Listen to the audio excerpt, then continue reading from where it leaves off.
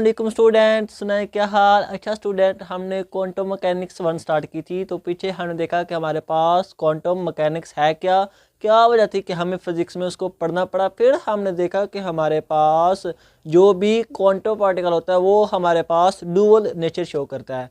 क्या मतलब, हमारे पास कुछ फिनोमेने ऐसे थे जिसमें हमारे पास वही क्वांटम पार्टिकल वेव की तरह बिहेव करता था, और कुछ फिनोमेने हमारे पास फिजिक्स में ऐसे भी थे जिसमें हमारे पास वो क्वांटम पार्टिकल बिहेव करता था एज अ पार्टिकल। ये हमने जब क्वांटम मैकेनिक्स का पहला लेक्चर देखा था तो हमने डिटेल से देखा था कि कौन कौन से फिनोमेने हैं जिसमें हमारे पास पार्टिकल डुअल नेचर शो करता था। फिर हमने देखा कि हमारे पास जो पार्टिकल मूव करता है उसके साथ वेव एसोसिएट होती है जिसको हम मैटर वेव कहते हैं, और वो हमारे पास सिंगल वेव नहीं होती, कई सारी वेव इकट्ठी हुई, उन्होंने ग्रुप बनाया, पैकेट बनाया, और वो पैकेट हमारे पास उस पार्टिकल के साथ ऐसे मूव करता है।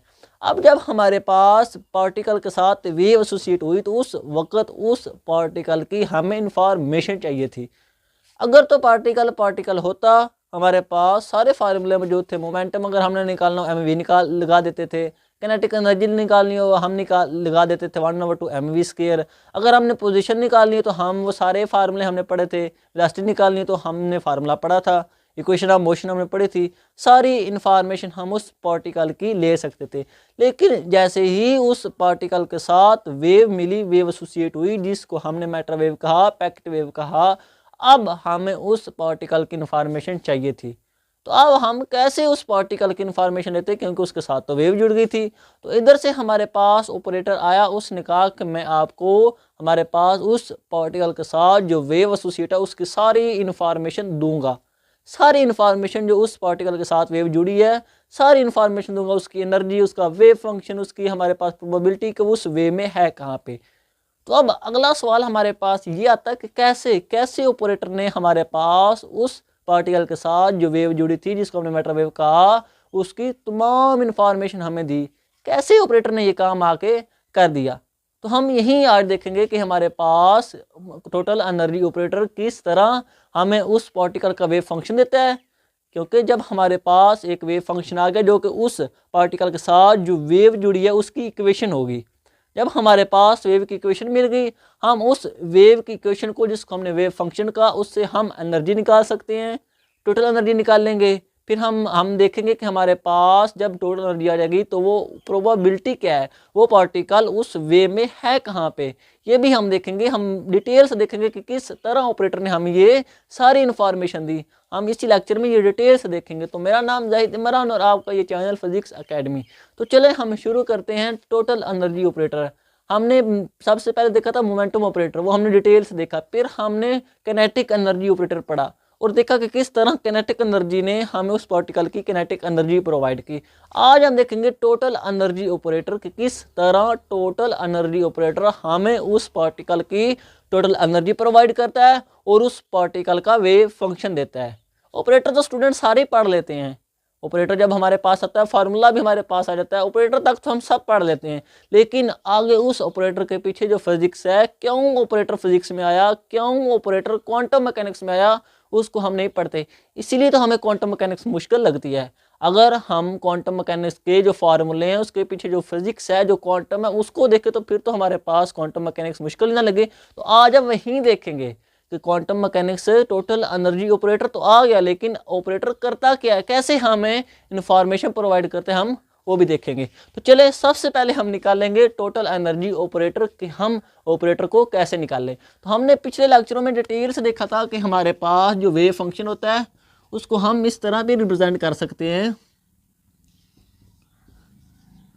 इस तरह भी हम उस वेव फंक्शन को रिप्रेजेंट कर सकते हैं, जो कि हमारे पास, अगर इसको खोलें तो ये हमारे पास साइनोसाइडल वेव फंक्शन और साथ में कोज वाला हमारे पास फंक्शन आएगा, जो कि ये शो करता है कि पार्टिकल डुअल नेचर शो करता है। अगर तो पार्टिकल बिहेव करे एज अ पार्टिकल तो उसका कोज वाला कंपोनेंट हैवी आएगा। अगर हम इसको खोलें तो हमारे पास ये cos angle plus iota sine angle, और ये हमारे पास सारा एंगल वाला सिस्टम होता है। अब तो अगर पार्टिकल है, पार्टिकल बिहेव कर रहा है एज अ पार्टिकल अपनी असली नेचर, तो उस वक्त ये वाला हमारे पास जो फैक्टर है ये डोमिनेट आएगा। लेकिन अगर पार्टिकल बिहेव करे एज अ वेव, किन फिनोमेना ऐसे थे जिसमें हमारे पास इंटरफेरेंस ऑफ पार्टिकल, उसमें पार्टिकल बिहेव करता था एज अ वेव, तो उस वक्त हमारे पास ये उसका इमेजिनी वाला जो कंपोनेंट होता है ये हमारे पास डोमिनेट होता है। तो इसको हमने इसीलिए ऐसे लिखा। अब जब हमने इसको ऐसे लिखा तो हम माइनस बाहर ले लेते हैं, तो हम इसको ऐसे भी लिख लेते हैं। ये हमारे पास उस पार्टिकल के साथ जो वेव फंक्शन है उसकी इक्वेशन है। हमने अभी कहा कि हमारे पास ऑपरेटर क्या प्रोवाइड करता है, वेव फंक्शन प्रोवाइड करता है, तो ये भी तो वेव फंक्शन है स्टूडेंट। ये हमारे पास एक जनरल वेव फंक्शन है। हमारे पास हर पार्टिकल का एक अलग वेव फंक्शन होगा। अगर उसकी एनर्जी चेंज हुई उसका वेव फंक्शन भी चेंज हो गया, उसका मोमेंटम चेंज हुआ उसका वेव फंक्शन भी चेंज हो गया, उसकी टोटल एनर्जी चेंज हुई उसका वेव फंक्शन भी चेंज हो गया। हर पार्टिकल का एक अपना वेव फंक्शन होगा। ये तो हमारे पास एक जनरल वेव फंक्शन है जो उस पार्टिकल के साथ वेव को हमारे पास रिप्रेजेंट करता है। हम वो स्पेसिफिक पार्टिकल का वेव फंक्शन देखेंगे जो कि ऑपरेटर प्रोवाइड करता है।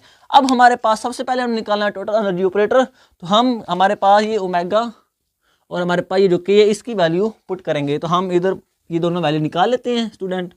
जब हमारे पास हमें पता कि प्लांक्स ने यही कहा था कि हमारे पास एनर्जी क्वांटाइज होती है। अब हम इसको ऐसे भी लिख सकते हैं, 2 पाई के साथ डिवाइड भी कर दिया और 2 पाई के साथ मल्टीपल भी कर दिया। तो ये हमारे पास आ गया, ये एच ओ 2 पाई एच कट आ गया और 2 पाई एफ हमारे पास ओमेगा। तो यहाँ से हमारे पास ओमेगा की वैल्यू जो आएगी वो हमारे पास होगी E divided by H cut. ये हमारे पास इस ओमेगा की वैल्यू है। अब हमें चाहिए वेव नंबर के, जिसको हम वेव नंबर कहते हैं। तो हमें पता कि डी ब्रोय ने हमें कहा था कि हमारे पास जो भी पार्टिकल जिसका मैस m वेलोसिटी v होती है उसके साथ एक वेव मिल जाती है जिसकी वेवलेंथ लैम्डा होती है। अब हम दोबारा इसको ऐसे 2 पाई पे डिवाइड किया, इसको भी 2 पाई पे डिवाइड किया। ये हमारे पास 2 पाई कट जाए तो बिल्कुल इसी तरह का बनता है। तो अगर हमारे पास ये एच ओ 2 पाई हमारे पास क्या बनेगा, ये एच ओ 2 पाई हमारे पास स्टूडेंट एच कट बनेगा और ये हमारे पास लैम्डा 2 पाई बाय लैम्डा के होता है और लैम्डा और 2 पाई हमारे पास उल्ट हो जाएगा, 1 ओवर के हो जाएगा। तो ये हमारे पास आ जाएगा एच कट के और यहाँ से के की वैल्यू हमारे पास आ जाएगी पी ओवर एच कट। ये दोनों वैल्यू हमने चाहिए थी, ये हमारे पास आ गई। तो अब हम इसको पुट कर देते हैं, ये वाली हम इस इक्वेशन में पुट कर देते हैं। तो हमारे पास फाइनली वेव फंक्शन आएगा a e minus iota over h cut. ये हमारे पास जो नीचे एच कट है दोनों के ये हमारे पास बाहर आ जाएगा और पीछे ओमेगा बचेगा हमारे पास ई टी माइनस हमारे पास जो पी एक्स। ये हमारे पास अब उस पार्टिकल के साथ जो वेव मिली थी उसकी इक्वेशन आ गई। अब हमने इससे हमारे पास टोटल एनर्जी ऑपरेटर निकालना है कि कैसे हमारे पास हमें इस इक्वेशन ने हमारे पास टोटल एनर्जी की वैल्यू प्रोवाइड की, हमारे पास टोटल एनर्जी ऑपरेटर की वैल्यू दी। अब हम इसको लिख लेते हैं। ये हमारे पास क्या बना, ये हमारे पास आया psi is equal to a e minus iota over h cut, हमारे पास e t minus p x. अब हमने इस इक्वेशन को हमारे पास डिफरेंशिएट करना है विद रिस्पेक्ट टू टाइम। अब हमें इस इक्वेशन को टाइम के साथ करते हैं डिफरेंशिएट। तो हमारे पास हमें पता कि हमारे पास एक्सपोनेंशियल का अगर डेरिवेटिव ले तो वो वाली एक दफ़ा सारी वैल्यू ऐसी आती है और जो उसके ऊपर पावर होती है उसका हम डेरिवेटिव अलहदा साथ में लिख लेते हैं। तो ये हमारे पास एक दफ़ा ऐसी आएगी, ये हमारे पास ऐसी आ गई ई टी माइनस पी एक्स। और अब हमें एंगल का डेरिवेटिव चाहिए, इसके ऊपर जो पावर है उसका डेरिवेटिव चाहिए। तो वो हमारे पास ये तो जीरो हो जाएगा क्योंकि हम टी के हिसाब से ले रहे हैं। अब हमें चाहिए इसका टी का 1 होता है तो पीछे हमारे पास बनेगा माइनस अयोटा ई over h cut, minus iota ई ओवर एच कट। ये हमारे पास माइनस ऐसे ही बाहर आ जाएगा। अब हमारे पास ये तो सारा स्टूडेंट हमारे पास वेव फंक्शन के इक्वल था, यही था ना हमारे पास सारा वेव फंक्शन। तो ये हमारे पास सारा वेव फंक्शन के इक्वल हो गया। तो इसको हम सारे को मिटा के इस तरह लिख सकते हैं। इस तरह आप नोट साथ साथ करते रहना। तो अब हम इसको इस तरह, ये वेव फंक्शन के इक्वल था, ये हमारे पास वेव फंक्शन आपस से गया। तो हमें क्या चाहिए था, एनर्जी। अब हमें एनर्जी ऑपरेटर चाहिए था, वो हमारे पास यहाँ से इक्वल आ जाएगा। ये हमारे पास एच कट इधर आकर मल्टीपल होगा तो हमारे पास एच कट, और ये हमारे पास माइनस आयोटा इधर आकर डिवाइड होगा तो हमारे पास माइनस ऐसे ही आ जाएगा, आयोटा नीचे आ गया, और साथ में हमारे पास डेल ओवर डेल टी, ये हमारे पास किसका आ जाएगा, एनर्जी की वैल्यू आ जाएगी, एनर्जी ऑपरेटर की वैल्यू आ जाएगी, जिसको हम इस तरह भी लिख सकते हैं कि हमारे पास जो एनर्जी की वैल्यू है ऑपरेटर के, वो हमारे 1 ओवर आयोटा स्क्वायर हमारे पास माइनस आयोटा होता है, तो minus minus plus iota H cut del over del T, ये हमारे पास फाइनली उस एनर्जी ऑपरेटर की वैल्यू थी, जो ऑपरेटर ने कहा कि मैं आपको उस पार्टिकल की सारी इन्फॉर्मेशन दूंगा, उसका वेव फंक्शन भी प्रोवाइड करूंगा, उसकी एनर्जी भी प्रोवाइड करूंगा, उसकी प्रोबेबिलिटी भी प्रोवाइड करूंगा कि कैसे हमारे पास वेव फंक्शन के अंदर पार्टिकल मौजूद है।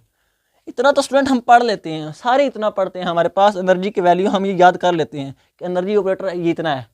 आगे उसकी जो फिजिक्स है कैसे कैसे हम इंफॉर्मेशन प्रोवाइड करता है वो हम नहीं देखते, तो हम वो देखते हैं कि कैसे, इतना तो हमने पढ़ लिया, ये तो आपको फार्मूला आता होगा, लेकिन कैसे हमारे पास एनर्जी ऑपरेटर पार्टिकल की सारी इंफॉर्मेशन हम देता है, हम वो देखते हैं। अब इसको साइड पे लिख लेते हैं, और आगे हमारा काम है कि हम पार्टिकल के साथ जो वेव फंक्शन जुड़ा उसकी वैल्यू निकालें। तो हमारे पास ये एनर्जी ऑपरेटर की क्या वैल्यू है student, iota H cut del व डेल टी, ये हमारे पास टोटल एनर्जी ऑपरेटर, याद रखा स्टूडेंट, ये हमारे पास क्या है, total energy operator. Total energy हमें प्रोवाइड करता है, टोटल एनर्जी किसकी होती है, काइनेटिक प्लस पोटेंशियल के, तो ये टोटल प्रोवाइड करता है जो कि काइनेटिक का और पोटेंशियल का सम होगा। अब हमारे पास पोज करो, ये स्टूडेंट हमारे पास इंपॉर्टेंट एमसीक्यूज भी है तीनों, हमारे पास वो पूछ सकता है कि हमारे पास टोटल एनर्जी ऑपरेटर की वैल्यू क्या है, किनेटिक एनर्जी ऑपरेटर की क्या वैल्यू है, पोटेंशियल एनर्जी ऑपरेटर की क्या वैल्यू है। अब हम देखते हैं कि हमारे पास ये वेव फंक्शन कैसे प्रोवाइड करता है। तो वो कहता है कि हमारे पास हमने एक एक्सपेरिमेंट प्रोवाइड किया, हमने एक एक्सपेरिमेंट किया, और उस एक्सपेरिमेंट में हमें जो उस पार्टिकल की एनर्जी मिली, ये हमारे पास पार्टिकल है और ये हमारे पास उसके साथ वेव एसोसिएट है। हमें नहीं पता ये किस तरह की वेव है, कोई पता नहीं है हमें तो ऑपरेटर नहीं प्रोवाइड करनी है कि ये वेव कैसी होगी, जब हमें वेव फंक्शन मिलेगा। तो हमने एक्सपेरिमेंट किया, हमने देखा कि इस पार्टिकल के साथ जो वेव हमें मिली वो ये है, और उसकी हमारे पास जो एनर्जी आई वो हमारे पास है एच कट। हमने एक्सपेरिमेंट किया, एक्सपेरिमेंट के जरिए हमें ये रिजल्ट मिला कि हमारे पास इस पार्टिकल के साथ वेव फंक्शन ये है, एनर्जी उसकी एच कट है। तो बताओ उस पार्टिकल का वेव फंक्शन कैसा होगा, किस तरह की वेव उस पार्टिकल के साथ जुड़ेगी, ये हमने उससे पूछा है।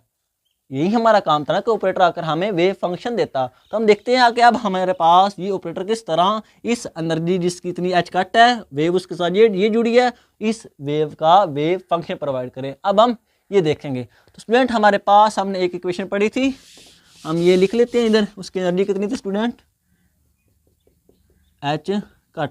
अब हमें पता कि हमारे पास एक इक्वेशन हमने देखी कि आइगन इक्वेशन डिटेल से पीछे, जब ऑपरेटर किसी वेव फंक्शन के ऊपर अप्लाई होता है तो वो वेव फंक्शन, साथ में ये ऑपरेटर था उसने वेव फंक्शन के ऊपर अप्लाई किया, और वेव फंक्शन ऐसे कैसा, और साथ में हमारे पास एक कांस्टेंट नंबर वैल्यू आ जाती है जिसको हमने आइगन वैल्यू कहा था।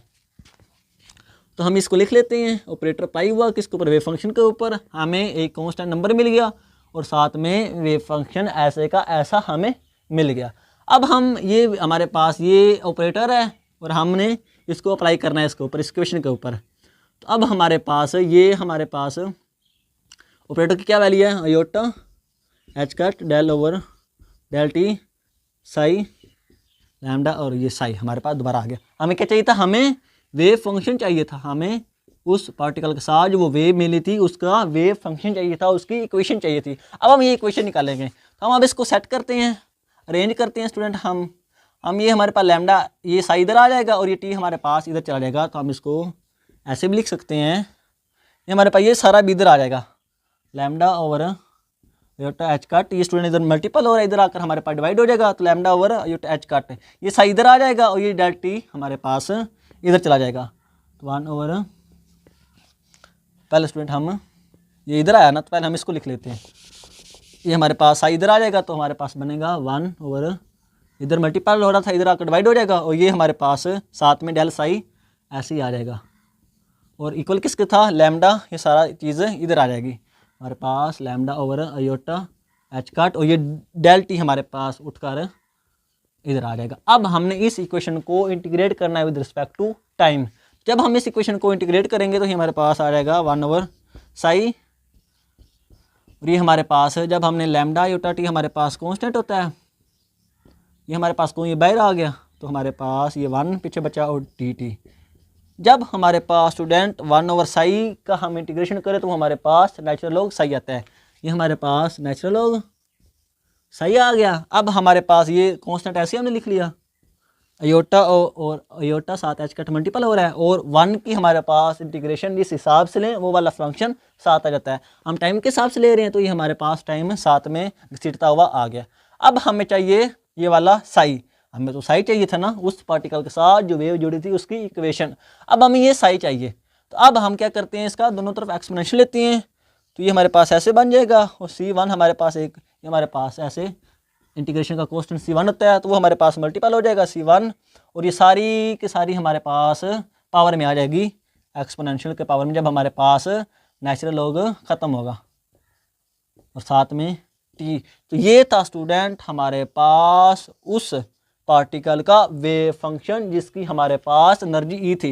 एनर्जी हमारे पास ई किसके इक्वल होती है स्टूडेंट, ये लैम्डा, जो लैम्डा होता है नहीं हमारे पास जो ऑपरेटर किसके लिए होता है वही हमारे पास एनर्जी वैल्यू प्रोवाइड करता है। अगर किनेटिक एनर्जी ऑपरेटर होगा तो इधर हमारे पास लैम्डा किनेटिक एनर्जी होगा, अगर मोमेंटम ऑपरेटर होगा तो हमारे पास इधर लैम्डा मोमेंटम चीज़ होगी, अगर टोटल एनर्जी ऑपरेटर होगा तो लैम्डा हमारे पास आइगन वैल्यू टोटल एनर्जी होगी। तो हमारे पास इधर आप लैम्डा क्या है टोटल एनर्जी एच कट के तो वो वैल्यू पुट कर देते हैं तो हमारे पास फाइनली साई आएगा C1 ई। हमारे पास लैम्डा कितना था स्टूडेंट, हमारे पास लैम्डा एच कट के इक्वल था तो ये जब एच कट से गया तो पीछे बचेगा हमारे पास 1/अयोटा साथ में टी और इसको हम ऐसे भी लिख सकते हैं C1 ई। हमारे पास ये जो 1/अयोटा था ये हमारे पास माइनस अयोटा टी।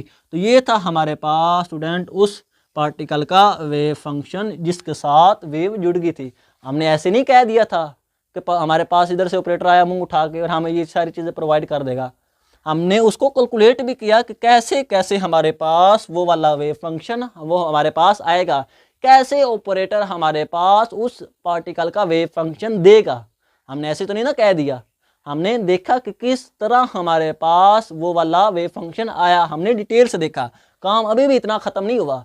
हमने कहा था कि हमारे पास ऑपरेटर सिर्फ और सिर्फ वेव फंक्शन ही देता, जब वेव फंक्शन आ जाए तो उस वेव फंक्शन की हमारे पास एनर्जी भी देता है जो कि पार्टिकल के साथ एसोसिएट वेव थी। सिर्फ वेव फंक्शन नहीं प्रोवाइड करता, उस पार्टिकल की एनर्जी भी प्रोवाइड करता है जो कि ऑपरेटर कौन सा था, टोटल एनर्जी ऑपरेटर। तो ये कौन सी क्या चीज़ प्रोवाइड करेगा, टोटल एनर्जी। अब हम वो देखते हैं कि कैसे ऑपरेटर ने हमें टोटल एनर्जी प्रोवाइड की पार्टिकल की जिसके साथ वेव जुड़ गई थी। एवं इतनी ना हमें ऑपरेटर इतना स्यापा कर है, इसके पीछे फिजिक्स थी, लॉजिक थी, क्वांटम मैकेनिक्स की, क्योंकि हमें इसकी इसीलिए तो ज़रूरत पड़ी। अगर ये ना होता तो हमें कैसे हमारे पास इंफॉर्मेशन मिलती, क्योंकि वो वाले फार्मूले तो क्लासिकल में हमारे पास सारे अप्लाई हो रहे थे। हमें ऑपरेटर चाहिए था इसलिए तो हमने पढ़ा, ये तो सारी इन्फॉर्मेशन हमें ऑपरेटर ही प्रोवाइड कर सकता था। अब हमने ये वेव फंक्शन निकाल लिया जो कि हमारे पास था C1 E minus iota T. इसको हम इधर लिख लेते हैं, हमें वेव फंक्शन मिल गया। ये हम इंफॉर्मेशन ऐसे इधर लिख लेते हैं। वेव फंक्शन किसके इक्वल है स्टूडेंट, हमारे पास C1 E minus iota T.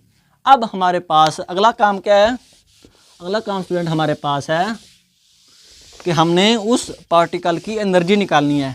हमने वेव फंक्शन तो निकाल लिया, ऑपरेटर ने अपना आधा काम तो कर दिया। अब हम उस पार्टिकल की एनर्जी निकाल लेंगे कि क्या एनर्जी उस पार्टिकल की आती है। तो हमने कहा कि हमारे पास ऑपरेटर की क्या वैल्यू थी, ये इक्वेशन हम यूज़ करेंगे, आइगन इक्वेशन वेव फंक्शन के ऊपर अप्लाई होगा ये वाला और हमें लैम्डा एनर्जी देगा। अब हमने वेव फंक्शन को अप्लाई करना है तो हमारे पास ये ऑपरेटर क्या था, अयोटा एच कट, ये हमारे पास ऑपरेटर था। सही हमारे पास क्या है C1 constant E minus iota T. Lambda हमें वही चीज़ मिलेगी जिस ऑपरेटर के लिए वो काम कर रहा है। ऑपरेटर टोटल एनर्जी ऑपरेटर है तो हमें क्या प्रोवाइड करेगा, टोटल एनर्जी ला के हमें दे देगा। अब ये हमारे पास लैम्डा ऐसे ही आ जाएगा और साई की हम वैल्यू पुट कर लेते हैं C1 E minus iota T. अब हमारे पास ये हमारे पास स्ट्रक्चर बन गया।